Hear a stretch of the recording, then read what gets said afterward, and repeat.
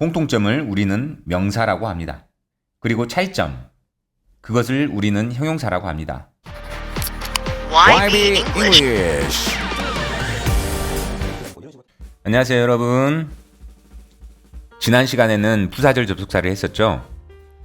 이 시간부터는 시간 표현인 시제에 들어가기에 앞서서 기본적인 것들을 먼저 점검하고 시간 표현으로 넘어가도록 하겠습니다. 그럼 시작하겠습니다. 빨간 사과와 초록 사과. 공통점과 차이로 배우는 명사와 형용사. 문법 수업에서 우리는 명사를 사람, 사물, 장소, 생각의 이름이라고 배우고 형용사는 명사를 꾸며주는 말이라고 배우곤 합니다. 이런 설명은 간단하고 암기에는 도움이 되지만 정작 명사와 형용사가 지닌 본질적인 성격이나 감각까지는 잘 느껴지지 않습니다. 이번 시간에는 이런 정의 대신 비교를 통해서 의미의 차이를 느끼는 방식으로 명사와 형용사를 새롭게 바라보는 방법을 소개하려고 합니다. 네, 여기 사과가 있습니다. 두 사과의 공통점이 무엇일까요? 그리고 차이점은 무엇일까요? 이것을 통해서 우리는 명사나 형용사를 알 수가 있습니다. 빨간 사과와 초록 사과를 비교해 봅시다. 두 표현에서 공통된 것은 바로 사과입니다. 이것이 바로 명사입니다. 서로 다른 것은 무엇인가요? 하나는 빨갛고 다른 하나는 초록입니다. 이것이 형용사입니다. 즉, 공통점. 공통점을 우리는 명사라고 합니다. 어떤 대상들의 공통점, 모두가 가지고 있는 것, 그런 것들을 우리는 명사라고 할 수 있습니다. 이 그림에서는 사과죠. 그리고 차이점. 두 사과 중에서 어떤 게 서로 달랐을까요? 그것을 우리는 형용사라고 합니다. 두 사과는 색깔이 달라서 빨간, 초록으로 나눌 수 있었고 크기가 달라서 작은, 큰으로 나눌 수 있었습니다. 그러면 형용사는 공통점이 아닌 특이한 점을 찾아내는 것입니다. 같은 사과 중에서 다른 사과와 특이한 차이가 나는 그런 부분을 찾아주는 겁니다. 우리는 두 사과를 봤습니다. 두 사과에서 느끼는 동일함은 바로 명사를 떠올리는 겁니다. 이것들의 공통점은 사과라는 것이었죠.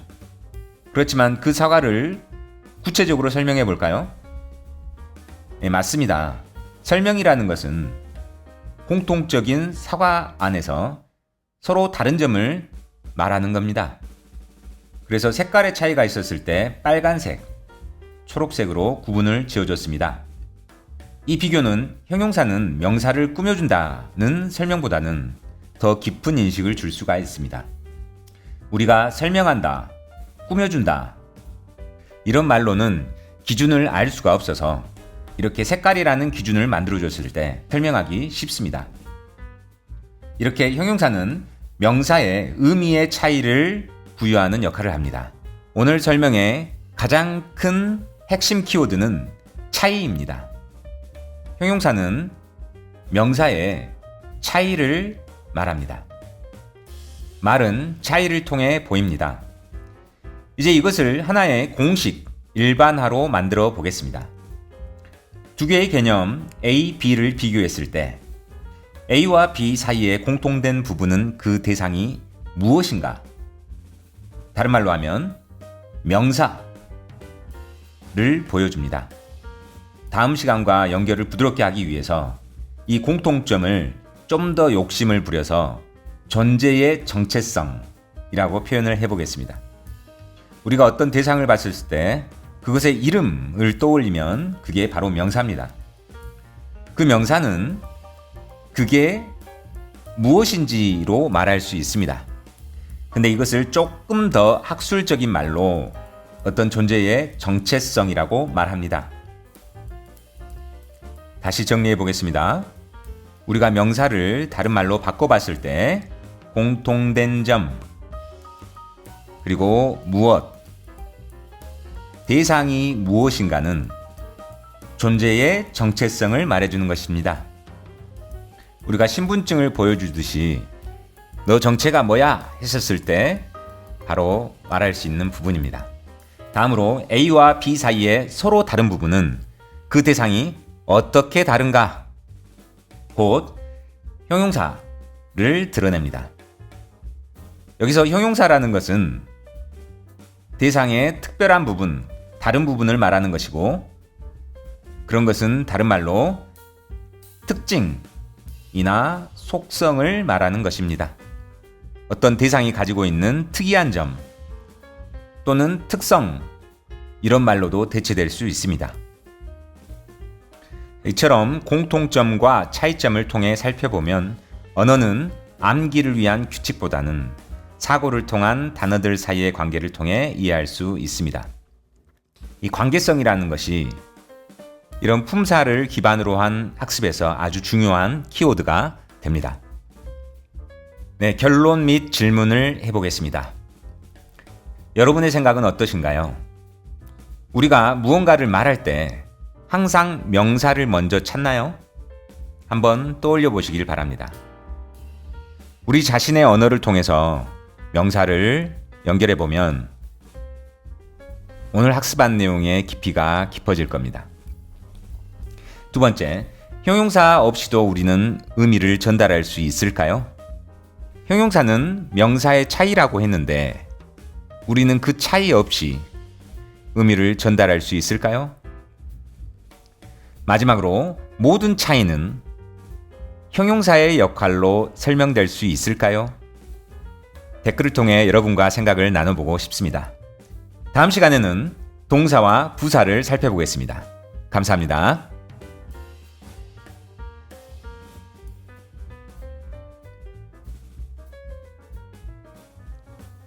참고만 하세요.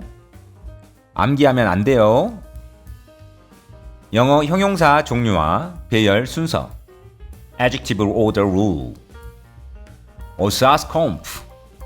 이거는 암기법인데요. 이 암기법은요, 제2 영어 사용자를 위해서 영어권 학습서를 만드는 출판사에서 만들어진 암기법인 것 같습니다. 이게 암기법으로까지 나온 이유는 그들도 그들의 사고방식을 알 수가 없기 때문인 것 같습니다. 이거는 우리도 마찬가지입니다.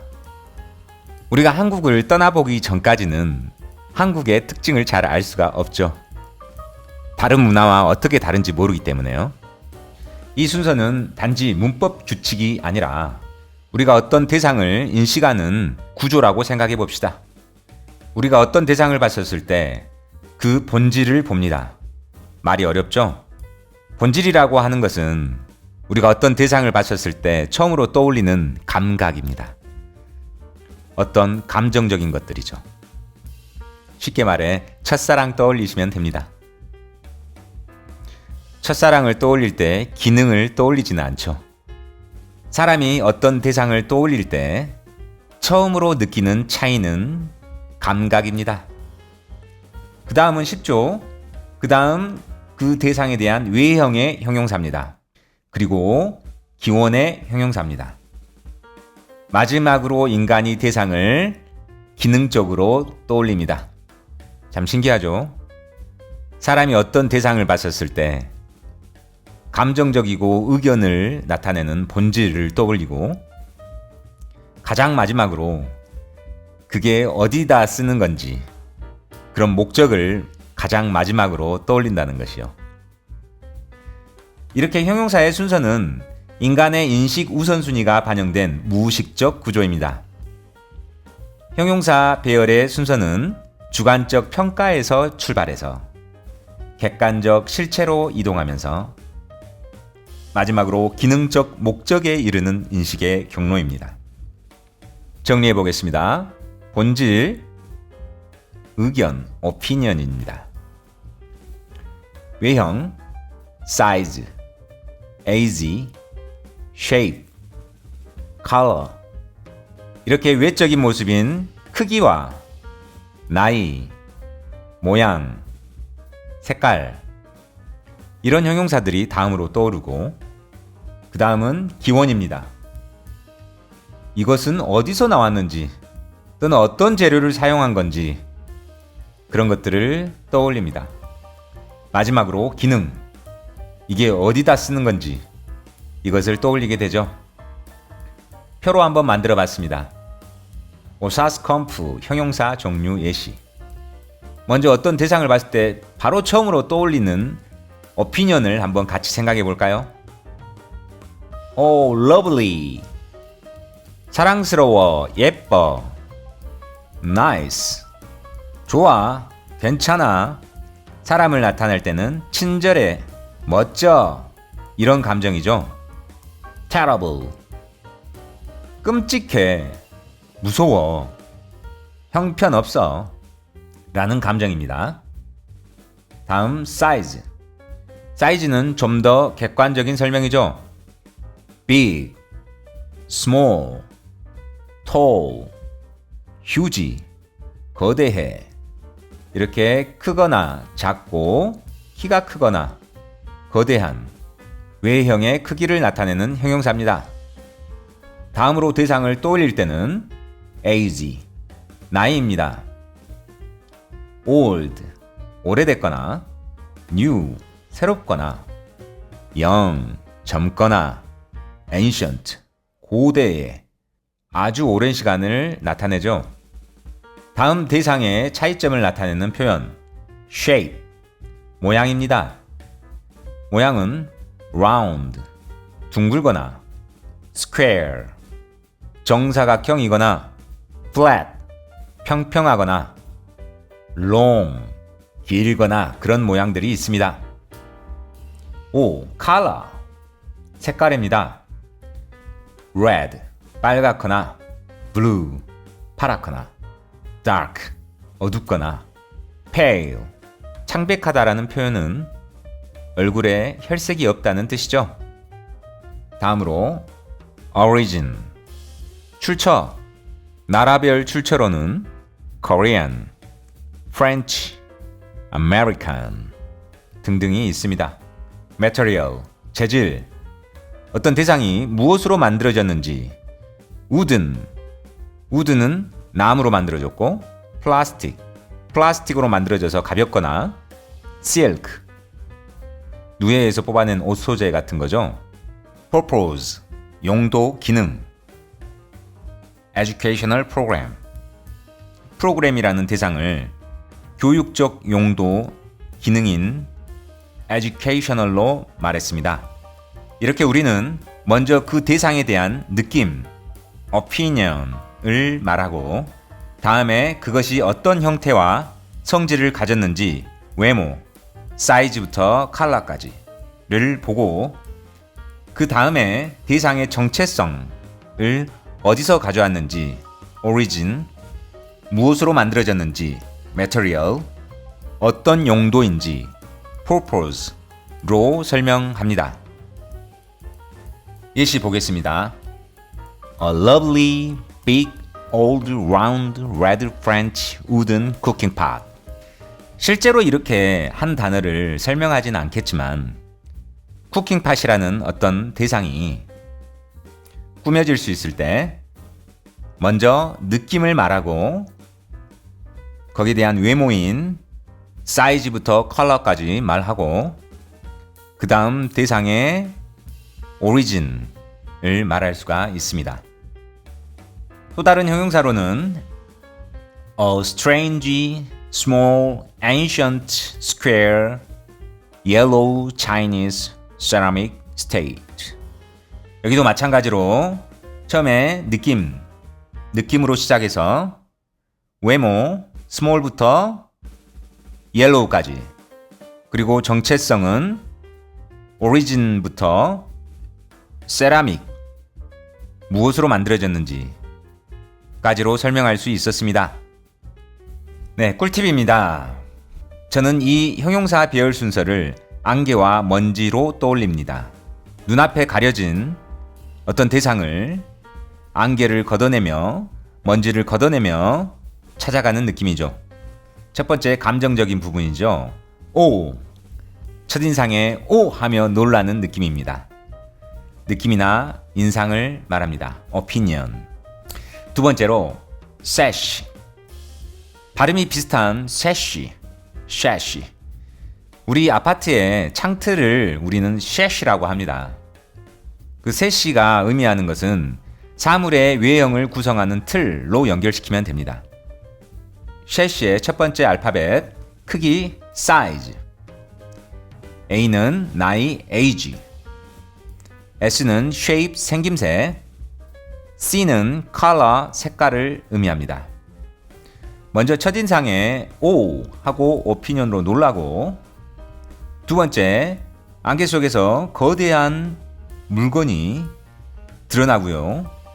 점점 다가가자 오래됐는지 새거인지를 알 수가 있었고, 점점 다가가자 생김새가 드러났고, 안개가 거쳐지자 색깔이 드러났습니다.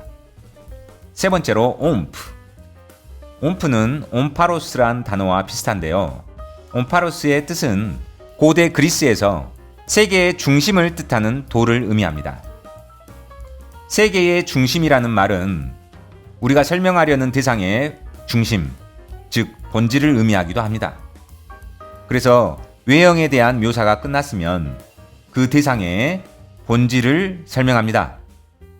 첫 번째, 출신, origin, 어디서 만들어졌는지, 그리고 재질, material, 무엇으로 만들어졌는지, 그리고 용도, purpose, 왜 만들어졌는지, 이것들을 설명합니다. 이런 설명들은 존재의 중심, 본질에 다가가는 느낌입니다. 안개를 걷어냈으면 이젠 그 대상에 다가가 겉에 쌓인 먼지를 살짝 걷어내는 장면입니다. 먼지를 걷어내면 어디 산인지, 무엇으로 만들어졌는지, 그래서 어떤 용도로 쓰는 건지를 알 수가 있습니다. 정리해보면 우리는 형용사라는 언어를 통해 먼지 낀 유리창을 닦듯이 사물의 외형, 다음으로는 내면의 정체성까지 밝혀가는 겁니다. 이번 쿠키 영상의 의미는 형용사의 순서를 암기하자는 의도는 아닙니다. 오사스컴프라는 특이한 암기법이 나온 이유는 더 이상 그 이유를 설명할 수 없기 때문에 나온 것일 겁니다.